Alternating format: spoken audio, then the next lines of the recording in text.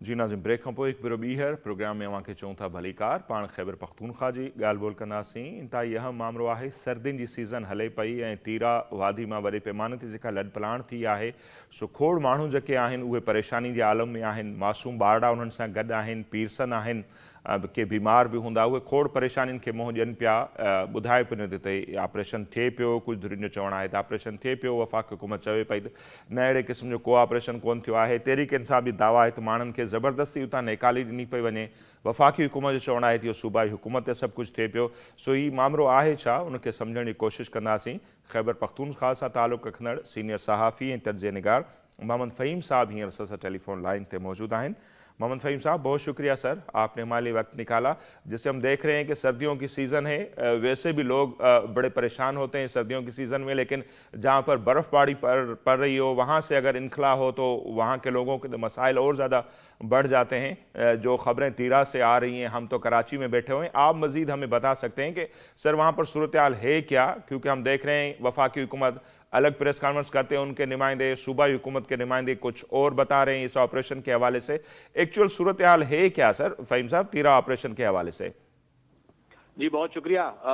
तिरा के इलाके के हवाले से थोड़ा मैं आपके जो नाजरीन हैं उनको भी बताना चाहूंगा। ये जो इलाका है ये दरअसल जो खैबर की वादी है, जो बिल्कुल आखिरी हद है पाकिस्तान की और फिर उससे आगे अफगानिस्तान शुरू हो जाता है, ये बिल्कुल उसका टॉप का एरिया है। और इस इलाके के साथ सिर्फ खैबर की वादी नहीं बल्कि औरंगज़ई और कुरम का जो इलाका है, ये 3 कबायली अजला हैं। इन तीनों के बिल्कुल वस्त में है, लेकिन ज्यादातर इलाका तकरीबन 80 से 85% जो है वो जिला खैबर में आता है। ये वादी तिरा है और इधर शदीद सर्दी होती है। ये बहुत ही खूबसूरत वादी है और जो वहां गया है, जिसने जगह देखी है, वो उसका वहां पे दीवाना होके वापस आया है। वहां पे जो नजारे हैं वो सबको पता है। लेकिन वहां पर जो अफगान बॉर्डर है, इस हवाले से इतलात काफी अरसे से आ रही थी कि अफगान बॉर्डर जो है वो क्रॉस करके जो मुख्तलिफ दहशतगर्द हैं या अस्करत पसंद हैं वो अफगान बॉर्डर क्रॉस करते थे और यहाँ पे आके वो मुख्तलिफ कार्रवाइयां करते थे। सिक्योरिटी फोर्सेस को भी निशाना बनाते थे, मकामी आबादी को भी तंग किया जाता था। और इस हवाले से आज तकरीबन कोई 6 से 8 महीने कबल जो इसी इलाके के MP हैं अब्दुल गनी आफरीदी साहब, उन्होंने ऐवान के अंदर ये नुक्ता उठाया था कि जी ये मेरा इलाका है, यहाँ पे ये मसला है और इस मुतालिक ये हमारे खदशात हैं। तो उस हवाले से काफी वहां पे कार्रवाइयां भी हुई, सिक्योरिटी फोर्सेस ने IBOs भी किए। और फिर उसके बाद ना सिर्फ तिरा बल्कि तिरा से नीचे बाड़े के इलाके तक जो अस्करत पसंद थे वो आते थे, कार्रवाई करते थे। फिर दोबारा क्योंकि तिरा की जो घाटियां हैं वो इंतहाई खतरनाक हैं। वहां पे जब इससे पहले कार्रवाई करके कुछ जो हमारे अहलकार थे वो शहीद हुए थे, तो उनकी जो लाशें थी वो निकालने के लिए बहुत मुश्किल सूरत हाल थी। वहां जाके फोर्सेस के लोगों को निकालना भी मुश्किल था। तो वहां पे ऑपरेशन जो था वो करना एक बहुत ही मुश्किल सूरत हाल थी कि आखिर ऑपरेशन किया जाए तो कैसे किया जाए। इस हवाले से जो वहां पे जैसा मैंने जिक्र किया कि मकामी आबादी बहुत ज्यादा तंग थी, वहां पे परेशान कुन सूरत हाल थी कि एक जानिब जो है वो ये फोर्सेस के लोग जो हैं वो शहीद हो रहे हैं, ऊपर से जो कार्रवाइयां हैं वो हो रही हैं, या उधर से जो क्रॉस बॉर्डर हमारा एक प्रॉब्लम चला आ रहा है वो भी चल रहा था। तो बहुत से लोगों ने वहां से इलाका जो था वो छोड़ना शुरू कर दिया था। कल आपने देखा होगा, परसों जो प्रेस कॉन्फ्रेंस हुई थी उसके अंदर तीनों जो अहम मेंबरान काबीना थे वो बैठे भी थे। उनकी बात काफी हद तक दुरुस्त है कि लोग इलाका छोड़ते थे, लेकिन ये भी हकीकत है कि इतने मैसिव लेवल पे कभी भी लोगों ने इलाका नहीं छोड़ा है।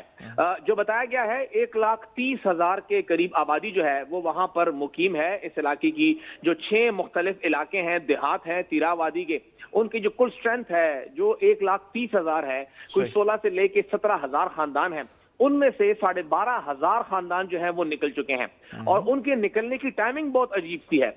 ये अगर वहां से लोग निकलते भी थे तो उनकी जो अपनी मर्जी होती थी, ना सिर्फ तिरा की बल्कि हमारे जो साउथ वजीरिस्तान के लोग हैं वो, हमारे इवन नॉर्थ वजीरिस्तान के लोग हैं वो अमूमी तौर पे नवंबर तक जो थे वो अपने इलाके से निकल के जो मैदानी इलाके हैं वहां आते थे।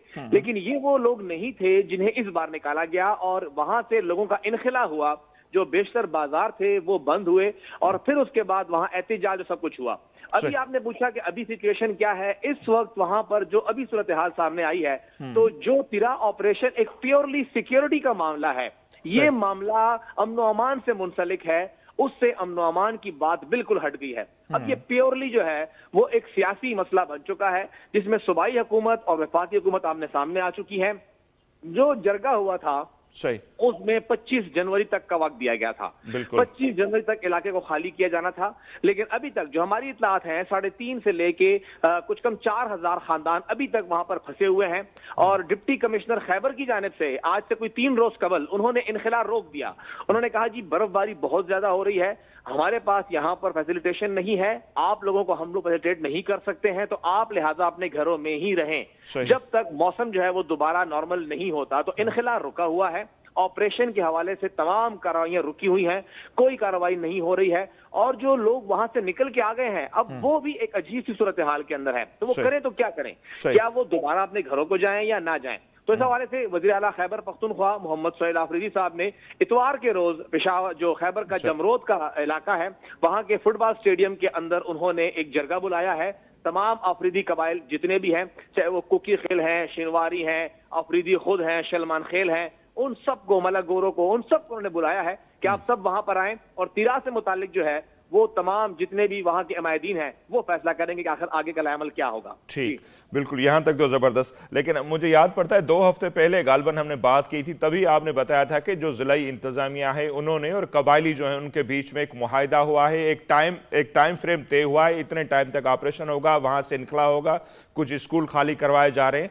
और उसके बाद हमने देखा कि एक नोटिफिकेशन भी चला जिसमें यही था ऑपरेशन के हवाले से। लेकिन अब सूबाई हुकूमत सिरे से इनकार कर रही है कि कोई हम इस ऑपरेशन की हिमायत कर रहे हैं या 4 अरब रुपए हमने रखे।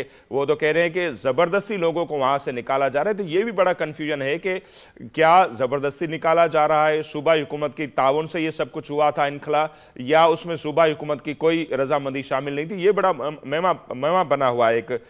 इस पर आपसे चाहेंगे कि हकीकत क्या है सर? देखें, आप ऐसा जिक्र किया, बिल्कुल हमने बात की थी और मैं उसी का हवाला दे रहा हूं कि जो जिले इंतजामिया है उनके 24 रुकने जरगे के साथ मुआहिदा हुआ है और उसी का जिक्र जो है वज़ीर आला खैबर पख्तूनख्वा ने भी किया है। अब यहाँ पर बात ये सामने आई है, वज़ीर आला खैबर पख्तूनख्वा ये दावा कर रहे हैं कि 24 रुकनी जरगे के 10 से ज़ायद मेंबरान को उठाया गया था, उनको मजबूर किया गया था ये मुआहिदा करने पे और उसके बाद लोगों को जबरदस्ती इनखला किया जा रहा है। अब देखें, ये बहुत संगीन इल्जामात हैं। बिल्कुल, और ये इल्जामात जो है ये साबित करने पड़ेंगे। ये अब हवाला यही देता है।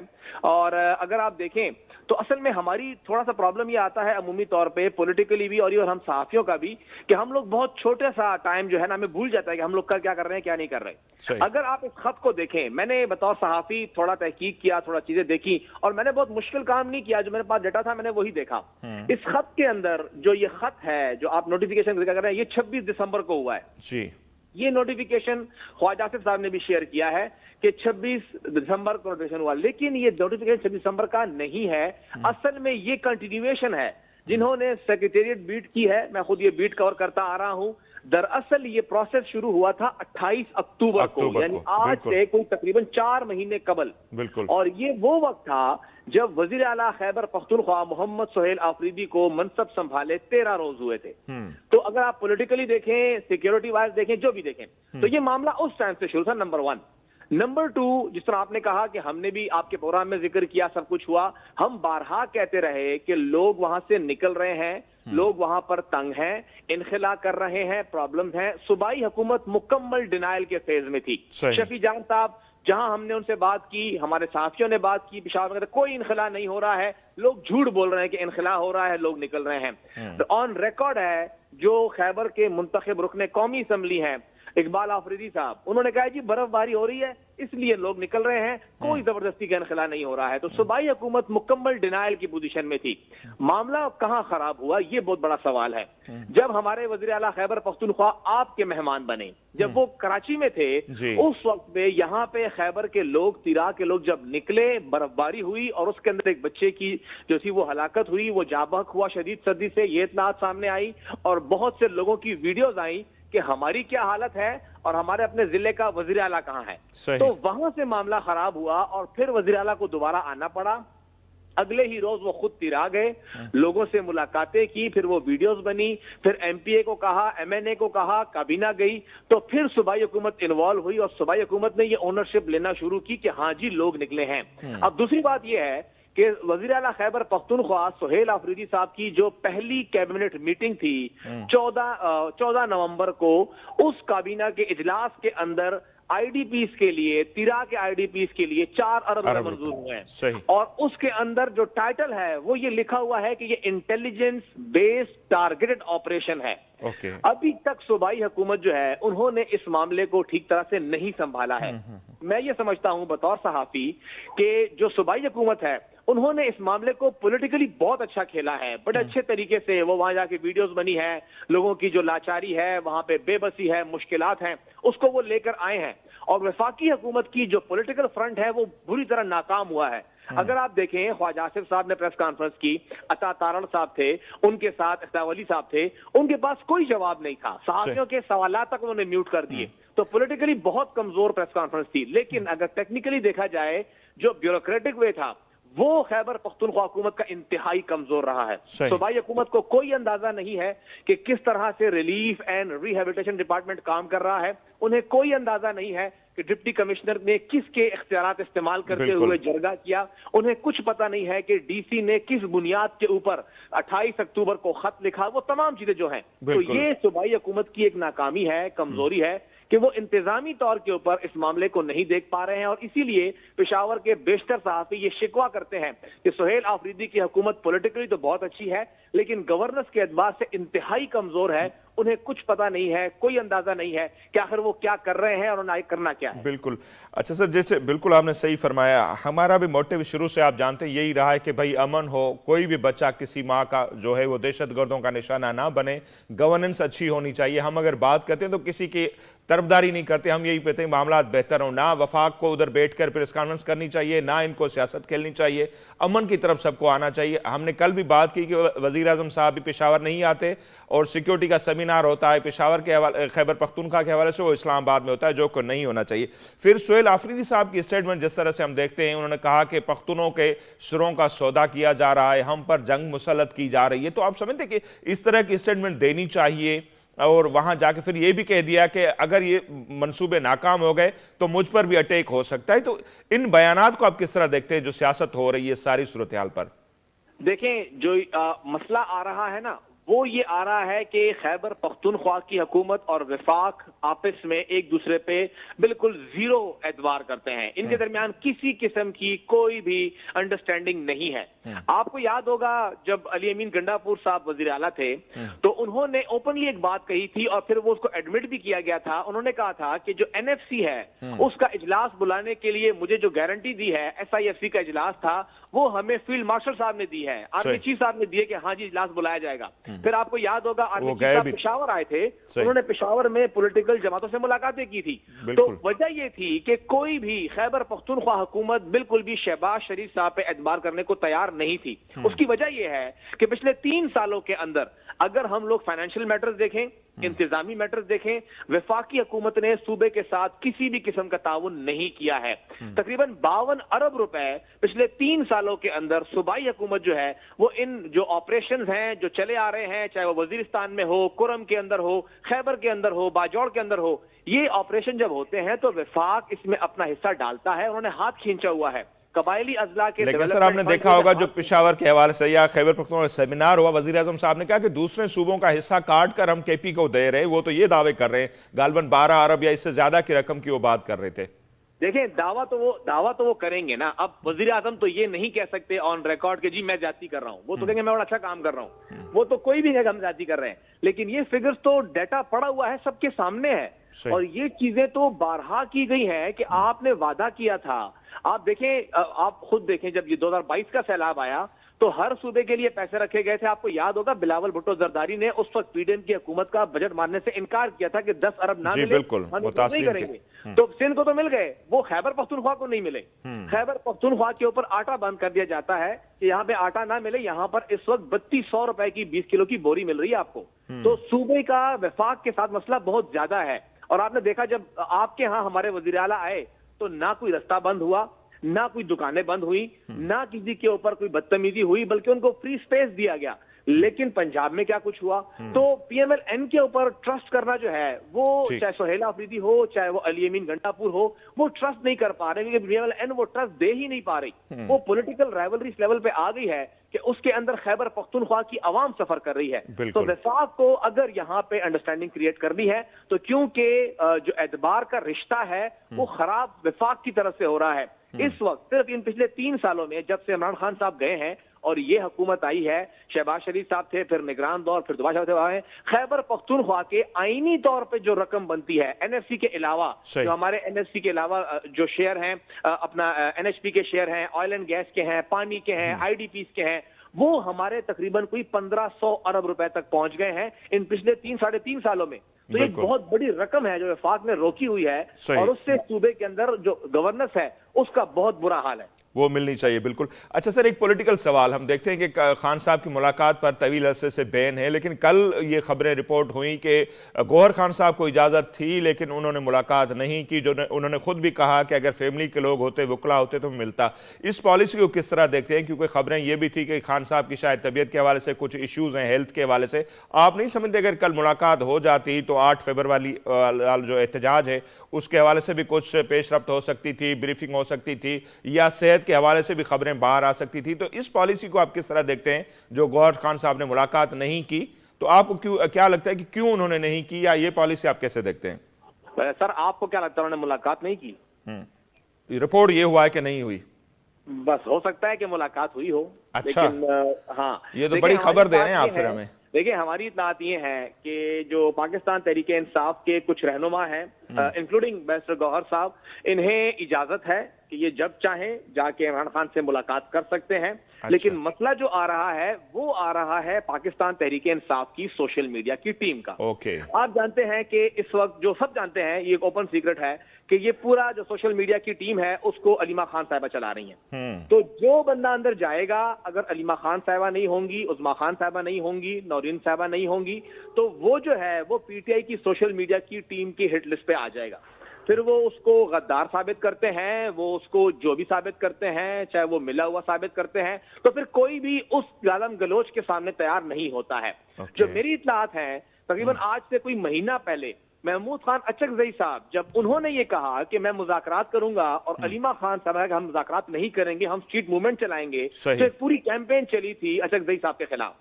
उसके बाद खैबर पख्तूनख्वा हाउस के अंदर अचकजई साहब, असद कैसर साहब और बैरिस्टर गौहर साहब की मुलाकात हुई और उसमें अचकजई साहब ने इन्हें कहा कि मैं आपकी पार्टी का हिस्सा नहीं हूं, इसलिए जो आपकी ब्रिगेड मेरे पीछे पड़ी हुई है उन्हें समझा दें, मुझे फर्क नहीं पड़ रहा, मैं छोड़ दूंगा, खान जाने और आप लोग जाने। उन्होंने माजरत की, उन्होंने कहा जी ऐसी बात कहा नहीं, आप समझाएं खान की बहन को कि अगर मुझे मेरे खिलाफ गालम गलोच होगी, मेरे खिलाफ कुछ होगा, तो मैं और यहाँ पे नहीं रहूंगा।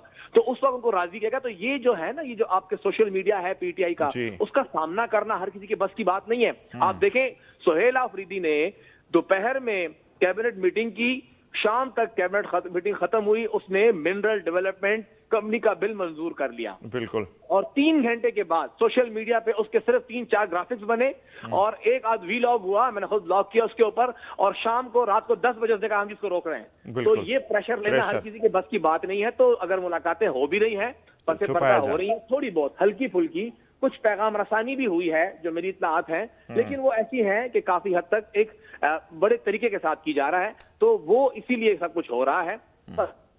इमरान खान साहब की तबीयत कैसी है, वो क्या कुछ चाह रहे हैं, वो कुछ पैगामात हमारे जराए हमें बताते हैं कि वो पहुंचे हैं, मुख्तलिफ लोगों तक पहुंचे हैं, उनकी तबीयत से मुतालिक भी और उनकी जो मुस्तकबिल का अमल है उस मुतालिक भी। तो मतलब पार्टी के अंदर जो है ओपनली ये बात नहीं की जा रही। बाकी कुछ देर कबल जो मेरी इत्तलात हैं, गालिबन उमर अयूब साहब और शिबली फराज साहब, उन दोनों ने पॉलिटिकल कमेटी से इस्तीफा दे दिया है, क्योंकि पॉलिटिकल मामलात कोई नहीं देख रहा, अलीमा खान साहब कुछ देख रही हैं। और कुछ देर कबल ये बात सामने आई है कि वज़ीर आला खैबर पख्तूनख्वा वो हजारा में थे, हरीपुर यूनिवर्सिटी में थे, वो एबटाबाद यूनिवर्सिटी में थे, फकाशोले गए थे, वो इस्लामाबाद गए हैं और इस्लामाबाद अदालत ने उनकी गिरफ्तारी के वारंट भी जारी कर दिए हैं। तो कल उन्होंने अडाला जाना है, लेकिन यहाँ पे वारंट गिरफ्तारी जारी हुआ है, तो देखते क्या क्या बनता है आगे। सही। मोहम्मद फहीम साहब, बड़े अहम इश्यूज पर आप बात कर लेंगे। इत्तेफाक से प्रोग्राम का टाइम भी इख्तिताम की तरफ जा रहा है, तो आने वाले दिनों में आपको ज़हमत देंगे और ये जो अहम सारी खबरें इस पर हम डिटेल में बातचीत करेंगे। बहुत शुक्रिया, आपने हमारे वक्त निकाला। नाज़रीन, मोहम्मद फ़हीम साहब जो ॻाल्हियूं अवां जे साम्हूं आहिनि। वेंदे वेंदे उन्हनि इहा मतिलबु ॼण त हू दावा कनि पिया त मुलाक़ातूं ख़ान साहब सां थियनि पियूं, जेके बाइतमाद माण्हू आहिनि उहे कनि पिया। गौहर ख़ान साहब जी बि मुलाक़ात थी आहे, पर जीअं त सोशल मीडिया ब्रिगेड जेका आहे तहरीक इंसाफ़ जी, उहा उनखे ख़ान साहब जी भेण हलाए पई ऐं जेको मुलाक़ात करे अचे थो ऐं को सख़्तु बयानु नथो ॾिए ख़ान साहब सां मनसूब, त पोइ उनजे ख़िलाफ़ गार गंद शुरू थी वञे थी। उनजे करे इहे मुलाक़ातूं जेके आहिनि पब्लिक नथियूं कयूं वञनि। हिकिड़ी वॾी दावा आहे ऐं सीनियर सहाफ़ी आहिनि, काफ़ी वेझा आहिनि तहरीक इंसाफ़ जे, उहे जेकॾहिं इहा ॻाल्हि कनि पिया था त इन में कुझु न कुझु सदाकत ज़रूरु थी सघे थी। बहरहाल ईंदड़ ॾींहंनि में पाण हुन ते ॻाल्हाईंदासीं। असांजो अॼु जो प्रोग्राम हिते पंहिंजी पुॼाणी ते थो पहुचे। असांजी ॾींदा इजाज़त। अल्लाह निगहबान।